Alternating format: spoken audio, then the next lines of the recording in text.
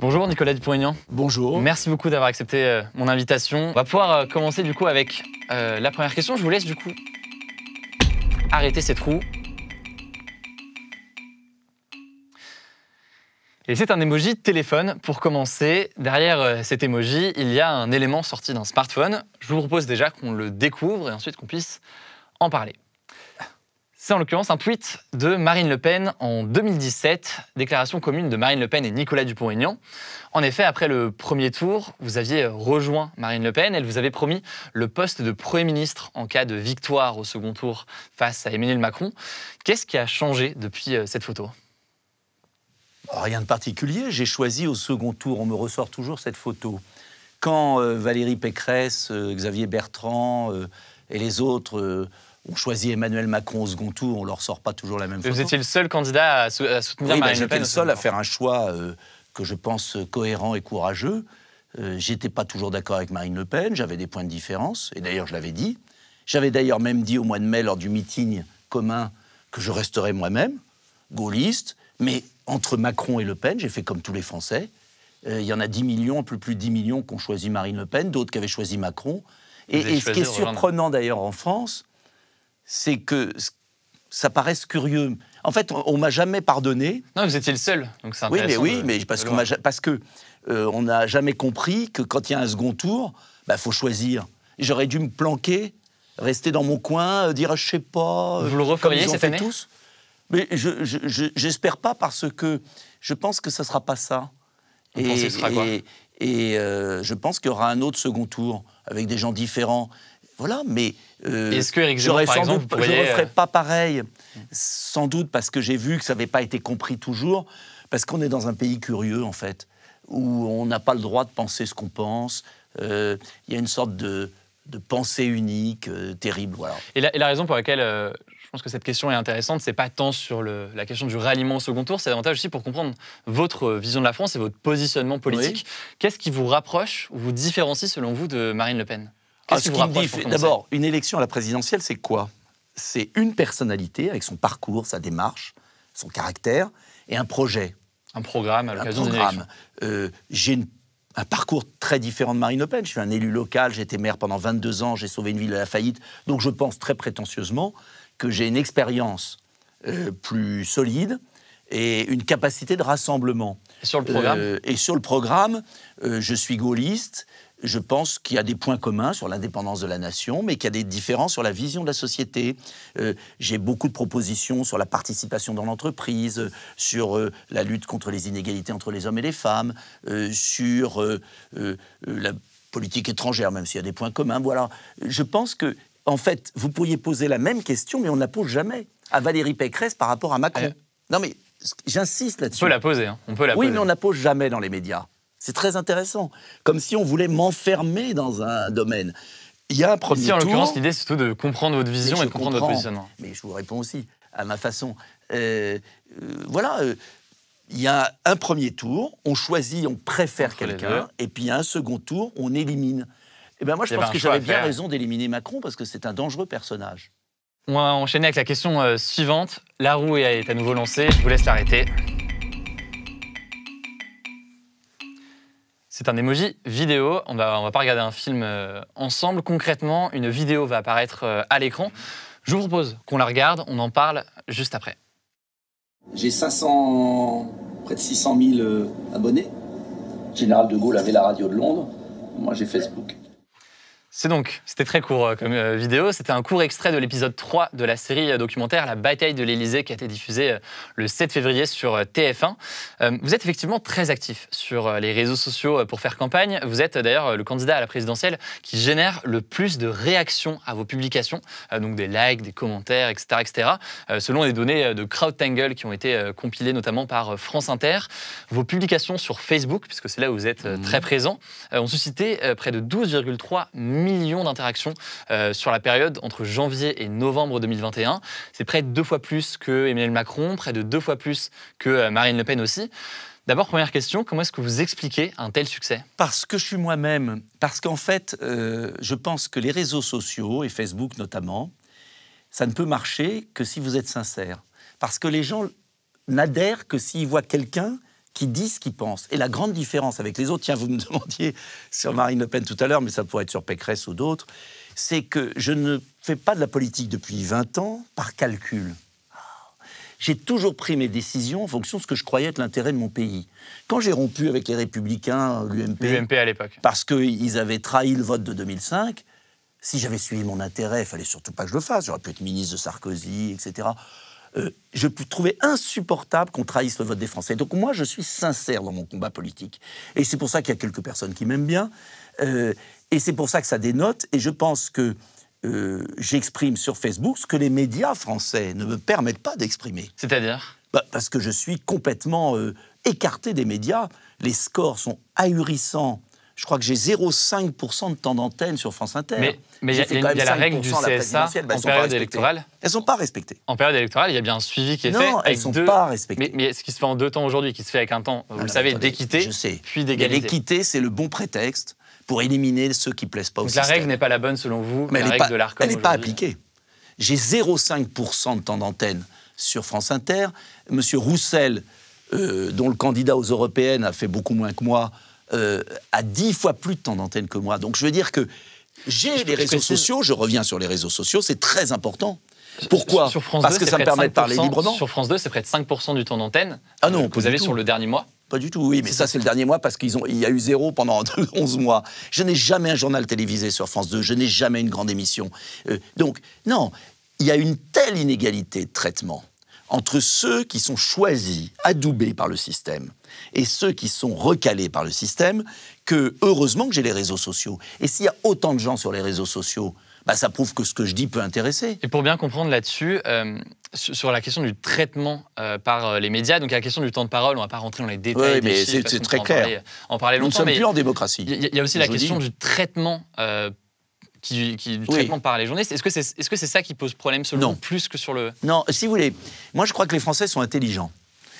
Quand ils voient un journaliste qui cire les pompes du système, ils le voient très bien, ils ne sont pas cons. Ça ne me gêne pas, les journalistes sont libres, ils disent ce qu'ils veulent. Ce qui me révolte, c'est l'inégalité de temps de parole à un point ahurissant. On va passer à la question suivante. Je relance la roue et je vous laisse l'arrêter quand vous le souhaitez. Ah, la pendule. C'est un chronomètre. Ça pourrait être une pendule aussi. Mais en l'occurrence, c'est un chronomètre. Et derrière cet emoji chronomètre, je vais en fait vous poser une série de questions. L'idée étant de répondre par oui ou par non à un maximum de ces questions. Vite. On va commencer sans plus tarder avec la première question. Est-ce que vous êtes prêts ? Oui. Faut-il rétablir un impôt sur les très grandes fortunes ? Oui. Faut-il sortir de l'Union européenne ? Ni oui ni non. Il faut changer l'Union européenne. Les enfants doivent-ils être vaccinés contre le Covid-19 ? Non. Faut-il diminuer le nombre de parlementaires ? Oui. Les musées doivent-ils être gratuits ? Oui. Le dimanche. Dimanche. Faut-il abandonner le nucléaire ? Non. Faut-il rendre gratuit le permis de conduire ? Oui. Faut-il utiliser l'écriture inclusive ? Non. Faut-il rétablir l'uniforme à l'école ? Non. Faut-il légaliser le cannabis ? Non. Est-ce utile d'aller sur Mars ?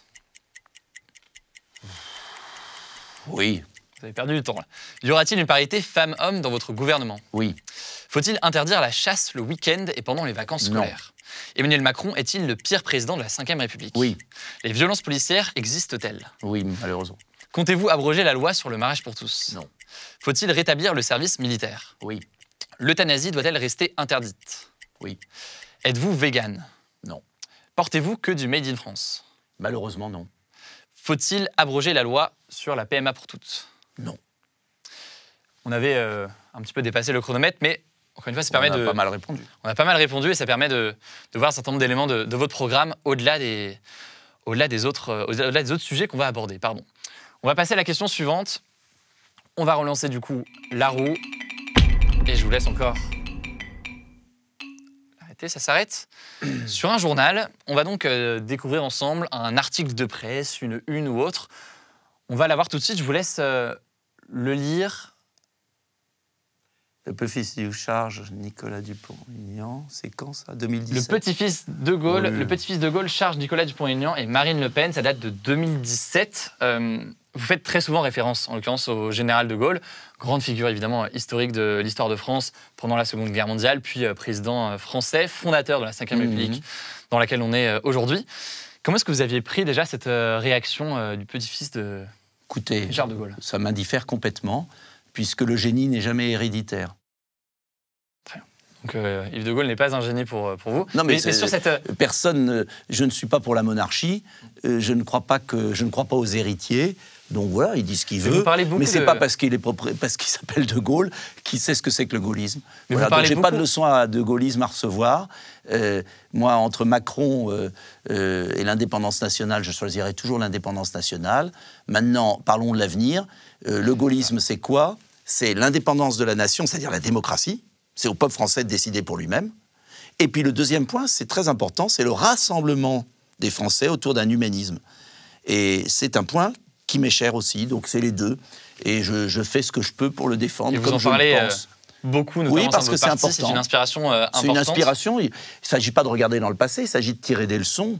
Voilà, de certains événements. En tout cas, il a laissé la France en meilleur état qu'Emmanuel Macron. Et pourquoi se rattacher à une figure historique quand on est une personnalité politique?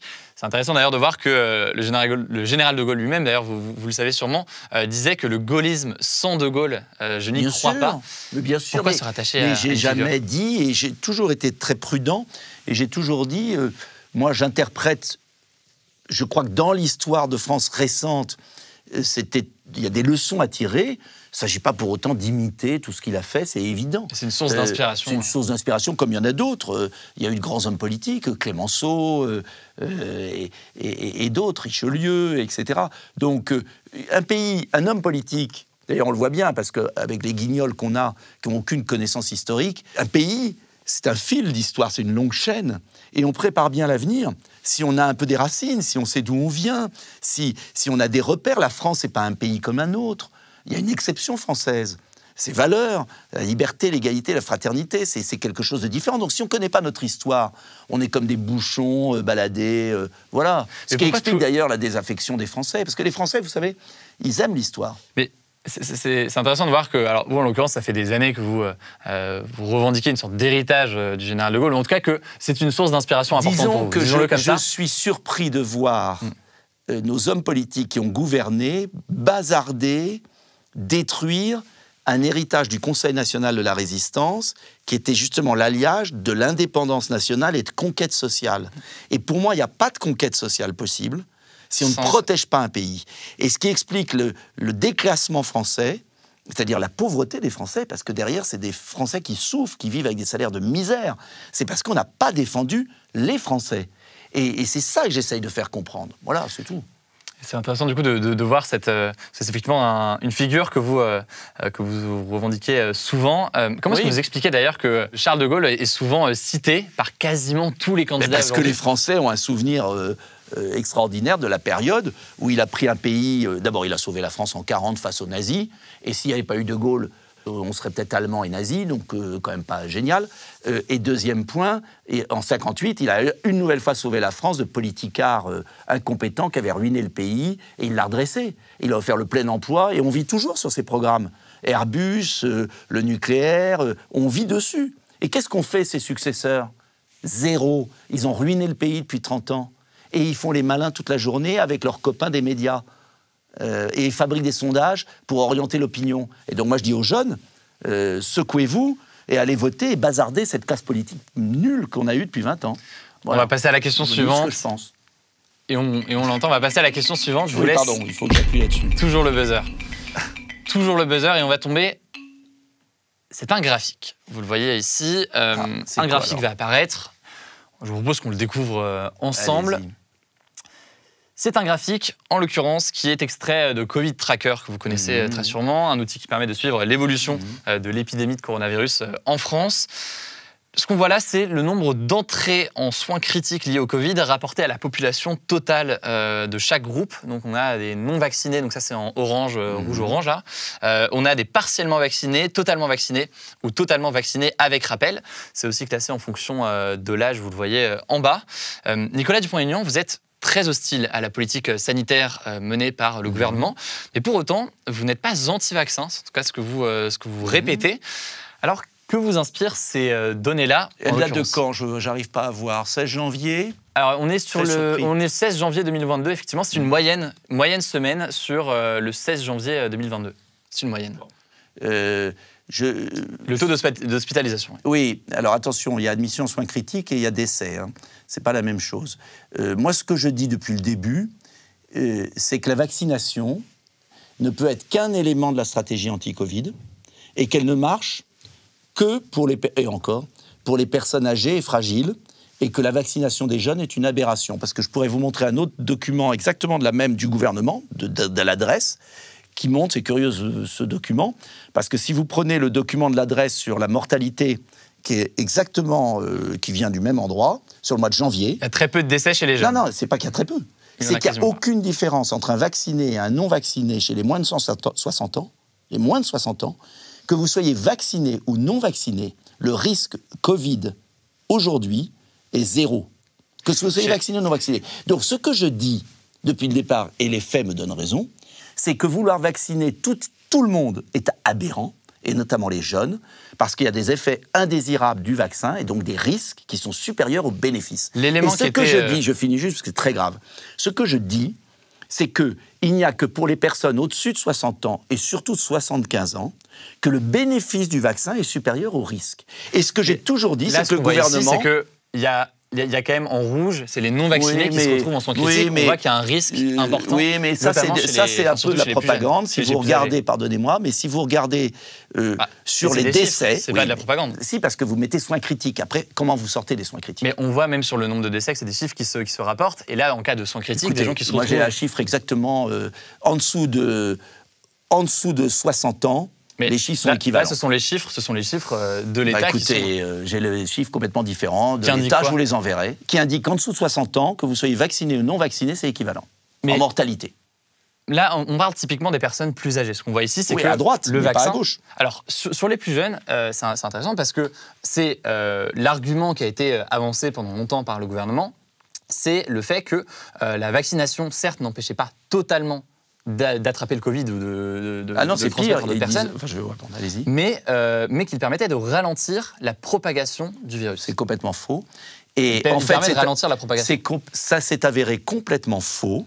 Le 12 juillet, le président de la République a dit si vous vous vaccinez, et vous avez que 24 ans, vous m'avez dit tout à l'heure, 24 ans, vous allez protéger votre grand-mère, vous ne lui transmettrez pas le virus, vous avez 12 fois plus de chances de lui transmettre si vous n'êtes pas vacciné.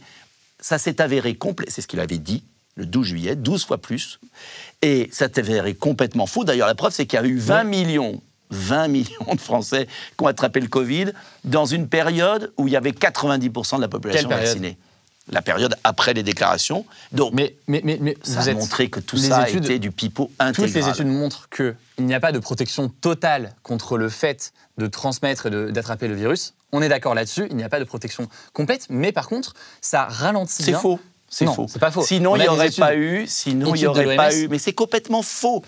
C'est complètement faux. Sinon, il n'y aurait pas eu des millions de Français dans une population vaccinée à 90% qui auraient attrapé. Le variant Omicron a changé la donne sur beaucoup de choses parce qu'il a accéléré la propagation du virus. En attendant, vous pouvez dire tout ce que vous voulez. Les Français découvrent aujourd'hui qu'il y a eu une propagande incroyable pour vacciner tout le monde. C'est extrêmement grave parce que c'est sans fin. Et d'ailleurs, même Israël, qui était cité en exemple, est le pays où il y a le plus de cas, le plus de morts. Ils sont arrivés à la 4e dose. Et concrètement, il faut arrêter tout ça. Il faut faire comme pour la grippe, réserver la vaccination aux personnes fragiles et âgées. Et surtout, soigner précocement les gens contre le Covid. Je pense qu'il y a deux sujets qui se sont mêlés ici, qui méritent qu'on s'y penche. Il y a la question de la vaccination des personnes les plus âgées. Vous êtes favorable au fait de favoriser la vaccination pour les personnes les plus âgées parce que on le voit, ça protège contre les formes graves et donc ça permet de limiter les formes graves et les décès. Malheureusement, c'est pas tout à fait le cas, mais bon, c'est pas grave. On le voit. Ce schéma est un schéma de propagande. Mais non. C'est des chiffres de l'État. Je peux vous en montrer un autre. Des chiffres de l'État. Mais avec grand plaisir. En tout cas, je vais vous dire, en Israël. Donc, là-dessus, c'est important. On voit que la vaccination quand même protège contre les formes graves chez les personnes les plus âgées et on voit que c'est les personnes les plus à risque, on est d'accord.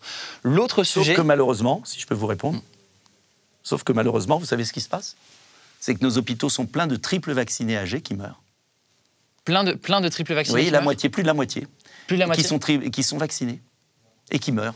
Est-ce que vous savez qu'il y a, en décembre, c'était 63% des personnes qui mouraient dans nos hôpitaux étaient vaccinées, 63%, que c'est redescendu à 58%. Alors, c'est les non-vaccinés qui sont... Je finis un point. Quand je dis 60%, c'est-à-dire 63, 58 selon les mois, c'est vrai, qu'il y a plus de gens, 90% adultes, qui sont vaccinés. C'est vrai. Donc ça veut dire qu'il y a un peu plus de non-vaccinés qui meurent que de vaccinés. Mais malheureusement, et c'est là où il y a un mensonge terrible de l'État et de l'industrie pharmaceutique, malheureusement, et c'est dramatique, et je préférais que ce ne soit pas le cas, c'est qu'on a fait croire aux gens que s'ils étaient vaccinés, il n'y avait pas de risque de transmission, que s'ils étaient vaccinés, ils n'auraient pas de forme grave. Et on a laissé mourir les gens sans les soigner. Et moi, je défends une autre politique qui est, oui, il peut y avoir une vaccination qui ralentit pour les personnes âgées, mais de grâce... Et les plus jeunes? Non, les plus jeunes, c'est une hérésie. Et de grâce, qu'on les soigne en amont. Quant aux jeunes, je vous dis une chose, droit dans les yeux, ne vaccinez pas les jeunes, parce qu'il y a des effets indésirables qui sont plus forts que les bénéfices du vaccin. Les jeunes ne meurent pas du Covid. Qui, pour l'instant, n'ont pas été démontrés. Tu présentes l'ANSM de l'État, 137 000, dont 28% graves. Et 28% graves de quoi? Des effets indésirables, terribles. 28% des 137 000. Les chiffres en question. La semaine dernière, 137 000, 28%. Et je dis aux jeunes, arrêtez de vous vacciner, c'est une hérésie. Vous allez faire combien de doses? 4 doses, 5 doses, 6 doses, alors que vous ne risquez rien du Covid. Et l'industrie pharmaceutique a fait pression sur le gouvernement pour vacciner tout le monde, c'est une folie. Alors, vaccinez les personnes très âgées, mais arrêtez de vacciner les jeunes et surtout pas les enfants. Les personnes et ça, âgées, je m'élèverai mais pas toute les ma jeunes. vie contre cette propagande. Et un jour, on me rendra justice parce qu'on vous fout en l'air votre santé en vous vaccinant à plusieurs reprises. Je précise juste un petit élément et ensuite on va passer au sujet suivant. Parce que j'en ai assez de la propagande de l'industrie pharmaceutique relayée par les médias. Je me permets juste de préciser un petit élément sur la question des jeunes. Je n'ai pas dit du tout que le vaccin protégeait entièrement contre le fait d'avoir le virus ou de le transmettre. Rien du tout. Mais il réduit les risques. Mais réduit rien du tout. Non, il réduit, mais on peut en discuter, mais typiquement... Mais statistiques de l'adresse, mais arrêtez avec l'OMS, statistiques de l'adresse. Plusieurs études on a de Israël, on a tous les pays. La Suède ne vaccine plus les jeunes depuis longtemps, le Danemark... Parce qu'ils ne sont pas corrompus comme en France. On va enchaîner avec le sujet suivant, mais juste là-dessus... Mais j'en ai tellement assez de cette propagande et je voudrais que les jeunes arrêtent de se laisser bourrer la tête. Pour rétablir juste les faits là-dessus, et après on peut discuter des questions des faits, après la question des politiques sanitaires appliquées. Les faits. Mais juste, les faits justement, sont manipulés. On a différentes études qui montrent que le vaccin réduit, il n'empêche pas complètement, mais il réduit. C'est pas vrai. Si, l'OMS indique un niveau de protection contre le variant de 40% avec le variant Delta. On a aussi une étude de The Lancet en novembre qui indique que moi je peux vous sortir une personne 150 études qui disent exactement l'inverse. Pour autant, on peut dire ces éléments factuels et être contre le pass sanitaire et être contre le pass vaccinal parce qu'on voit bien qu'effectivement il y a un risque de transmission. Vous avez raison. Mais c'est un autre... Il y a deux choses. Mais de grâce, qu'on arrête avec ces études qui n'ont fait que pour manipuler la jeunesse. Et je dis aux jeunes, maintenant arrêtez de vous injecter un produit dangereux pour vous. De grâce, arrêtez, vous ne risquez rien du Covid. Il faut arrêter cette psychose qui ne fait que pour augmenter les profits de Pfizer. C'est un sujet qui est important, on aurait pu en parler pendant longtemps, mais il y a je tiens à dire les choses et que les jeunes ne sont pas cons et vont vérifier. On va relancer la roue, je vous laisse appuyer. Parce que heureusement, un programme présidentiel, ce n'est pas que la question du coronavirus, il y a d'autres choses. Et c'est pour ça que c'était important. Et notre liberté est en cause. C'est pour ça que c'était intéressant d'en parler et de voir quelles mesures est-ce que vous proposez. Suppression de tout le pass, suppression de cette psychose, liberté. Et je serai le candidat de la liberté. On est donc sur un emoji, c'est une carte, vous le voyez. Derrière cet emoji se trouve une carte qu'on va découvrir ensemble. C'est en l'occurrence, c'est pas une carte, c'est plus une carte satellite. Déjà, est-ce que vous reconnaissez cette île? C'est l'Islande, non? Je sais pas. Alors, c'est en l'occurrence les îles Kerguelen, tout au sud de l'océan Indien. C'est une île qui vous parle, un archipel qui vous parle. Qu'est-ce que vous souhaitez installer dessus? Je mettrai les islamistes condamnés pour terrorisme. Voilà, ils iront faire un petit séjour là-bas, ça leur fera du bien. On est donc, c'est au sud de l'océan Indien, un peu au nord de l'Antarctique. Pourquoi les Parce que je trouve ahurissant que nous soyons dans un pays où des gens qui ont massacré des centaines de personnes à Paris, le Bataclan, etc., puissent être condamnés et être dans des prisons aux frais de la princesse, c'est-à-dire du contribuable, et se dire qu'ils pourront recevoir des visites, qu'ils pourront sortir un jour, etc. Donc je pense que de leur faire passer un petit séjour là-bas à perpétuité leur fera du bien. Quelle différence avec une prison traditionnelle C'est que sinon ils peuvent avoir des visites, et ça pose d'énormes problèmes de sécurité, ça coûte une fortune, et ça sera beaucoup plus simple de les mettre au travail là-bas, ils aideront à entretenir cette île, et ça leur fera du bien. Pour donner un peu d'éléments on ne peut pas assassiner des Français comme ça. Pour donner un peu d'éléments là-dessus, vous aviez indiqué dans une interview, alors peut-être pas vous, mais une personne de votre équipe de campagne, que en l'occurrence, cette mesure coûterait 2 fois plus cher par prisonnier que dans une prison en métropole. C'est pas vrai du tout. Quel serait, c'était dans le Nouvel Obs que vous aviez indiqué ces éléments-là. Qu'est-ce que... Cher. Pas 2 fois plus 2 fois plus cher déjà selon l'un de vos fortune. conseillers à l'Obs. Écoutez, ça ne coûte pas plus cher, mais ce n'est pas le problème. Le problème, c'est très simple. Soit on rétablit la peine de mort pour ces gens-là, soit on les met loin. Vous êtes favorable à la peine de mort? Non, donc je les mets loin, voilà. Et je ne vais pas accepter ça. Il y a un moment, il faut arrêter, quoi. Il faut arrêter avec cette espèce de naïveté française où des gens condamnés pour terrorisme sortent au bout de 10 ans de prison. Enfin, on marche sur la tête, c'est tout. Mais qu'est-ce qui... Là où c'est intéressant d'en parler, c'est du fait de les isoler. C'est symbolique. Oui. Plus que pratique. C'est symbolique. C'est que quand on s'attaque à la France et quand on lui déclare la guerre et qu'on tue des innocents, comme au Bataclan ou dans les rues de Paris, eh bien la France se défend et n'est pas complètement stupide comme elle l'est depuis des années face à ces terroristes. Je précise d'ailleurs que les îles de Kerguelen, c'est un archipel français. C'est pour ça que vous le proposez en l'occurrence. Tout à fait. Concernant cette question de sécurité ou de terrorisme, plus précisément, vous souhaitez aussi déchoir de la nationalité française les djihadistes qui ont été condamnés pour terrorisme. François Hollande avait tenté pendant un moment de mettre cela en place après les attentats, avant de faire face à une levée de boucliers et d'abandonner... Moi, je le ferai par référendum, ça sera très simple. 95% des Français sont pour. C'est ce qu'a fait l'Algérie, d'ailleurs. Ce qui est quand même extravagant. C'est que l'Algérie, pour que tout le monde comprenne, c'est la déchéance de nationalité, donc la perte de nationalité française pour les personnes qui ont 2 nationalités. Bien sûr. L'Algérie va le faire avant nous. C'est-à-dire que pour des binationaux franco-algériens, un binational franco-algérien, l'Algérie va les déchoir de nationalité et c'est nous les Français qui allons les recevoir. Mais on est complètement malades. Donc les îles, parmi vos mesures sur la sécurité et le terrorisme, on résume, il y a cette île Kerguelen qui va être... Ça, c'est anecdotique. Je veux dire que c'est un des éléments, mais le principal élément, c'est pas ça. Le principal élément, c'est de contrôler nos frontières, c'est de lutter beaucoup plus fortement contre Daesh, c'est d'avoir une vraie politique et pas faire semblant. Voilà, c'est de déchoir de la nationalité ceux qui s'engagent, c'est de fermer les mosquées salafistes en France, c'est d'arrêter les financements de l'étranger, c'est d'avoir une vraie politique beaucoup plus ferme, parce que des innocents sont morts sur les trottoirs de Paris à cause de la faiblesse des dirigeants français. On va passer à la question suivante. Je vous laisse appuyer, toujours. Vous commencez à connaître la mécanique. C'est un emoji particulier qui est présent sur tous les smartphones. C'est des billets de banque avec des ailes. Mais concrètement, on va aborder un sujet économique. Je vous laisse voir ce qui va s'afficher à l'écran. C'est en l'occurrence une addition. Et pas n'importe laquelle. C'est une addition, pas celle du restaurant. C'est plus en milliards d'euros qu'elle se compte. Est-ce que vous avez une idée à quoi ça correspond? Il y a un lien avec votre programme en l'occurrence. C'est des économies que je veux faire, normalement, si c'est bien ça. Exactement, c'est ça. 105 milliards, effectivement. C'est le livre que j'ai publié, Où va le pognon? Exactement. J'en fais la pub, qui ne coûte que 10 € et qui permet de voir tous les grands gaspillages français. Parce que moi, je ne suis pas le Père Noël. Je veux augmenter le pouvoir d'achat, je veux baisser les charges des PME, je veux reconstruire les services publics. Mais pour faire ça... il faut faire des économies quelque part. Et c'est ce dont on parle ici. J'ai écrit d'abord les économies. Pour que tout le monde comprenne bien, c'est un chiffrage, et donc là, il est détaillé ici, mais je vais vous le lire si vous voulez, où à chacun des éléments, il y est écrit concrètement où est-ce que vous comptez aller chercher de l'argent, lutte contre arrêt des subventions aux éoliennes, 4 milliards d'euros que vous voulez faire, lutte contre la concurrence déloyale, 19 milliards, ça c'est un chiffre par an, de 105 milliards d'euros par an. Comment s'est fait déjà ce chiffrage pour comprendre un peu le... il a été fait justement, c'est pour ça que j'ai écrit un livre, parce que je ne pouvais pas dire ça comme ça. Et j'ai repris des rapports parlementaires, j'ai même mis des QR codes, pour que chacun puisse renvoyer vers des rapports parlementaires qui ne sont pas faits par moi, qui sont faits par des députés En Marche, socialistes, républicains, donc, et souvent des bipartisans, c'est-à-dire avec des gens de gauche, de droite, parce que je me suis fondé, par exemple, sur les 20 milliards de la fraude à la carte vitale.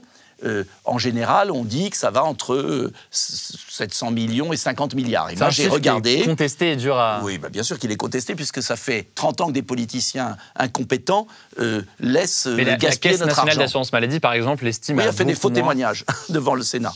C'est ce que je raconte dans mon livre. C'est-à-dire qu'elle a dit, oui, ça coûte des milliards, et puis après, on a reçu un communiqué de presse disant, non, on n'a pas dit ça. La directrice n'a pas dit ça. Donc tout le monde sait qui a des millions de fausses cartes vitales, des millions Elle de estime faux qu'il y en a numéros. 35 000, juste pour comprendre les éléments, elle estime qu'il y en a 35 Mais bien 000, sûr. vous dites qu'il y en a des millions qui sont en Mais je circulation, dis pas et donc moi. ça coûterait Il y a 20 milliards par Il y an. a eu l'inspection des finances, la Cour des comptes, le Sénat, l'Assemblée nationale, tout est dans mon livre, page 21, je crois, qui montre qu'il y a des millions de faux numéros d'immatriculation. C'est-à-dire c'est du vol.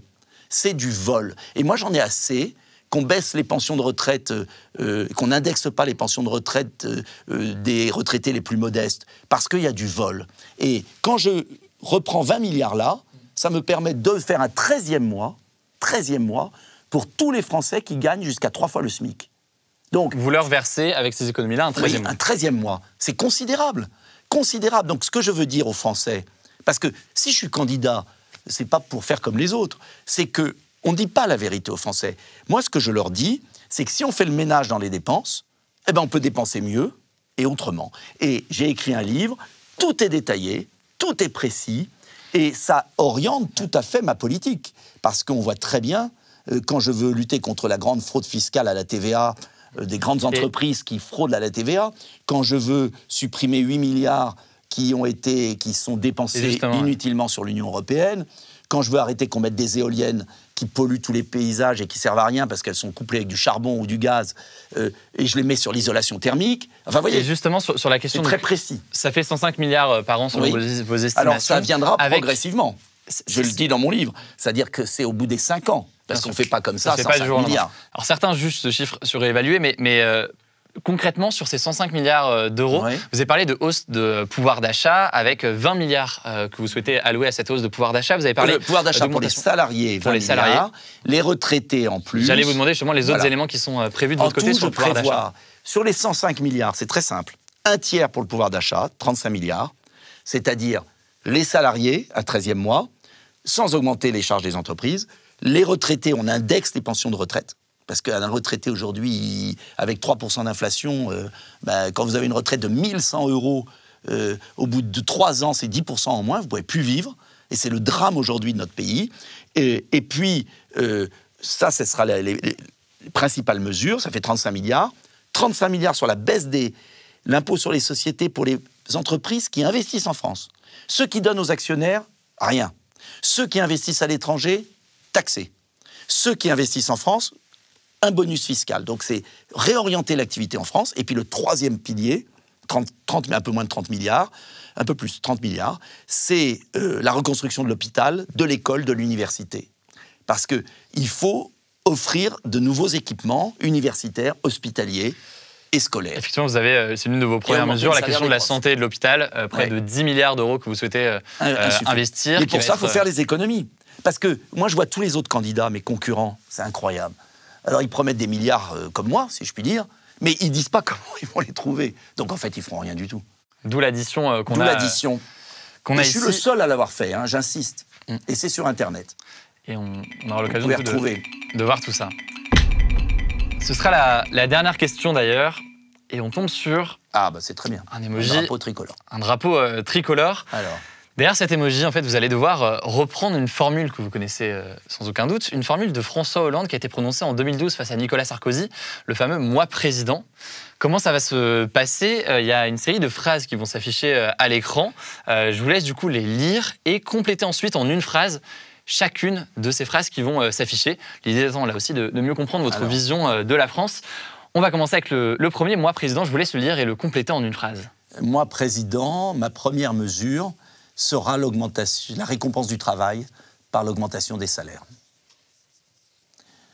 Moi, président, mon ennemi sera... C'est en référence à François Hollande qui a dit mon ennemi, c'est le monde de la finance. Mais... Je ne vais pas recommencer parce qu'il a lamentablement échoué.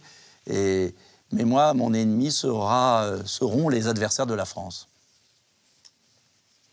Première visite officielle. Alors, je vais vous surprendre. Moi, président, ma première visite officielle sera au Maghreb, dans les 3 capitales du Maghreb. Pourquoi ? Du Maroc, de l'Algérie et de la Tunisie. Parce que si ces pays ne tiennent pas et ne se développent pas, nous aurons le vrai problème migratoire français.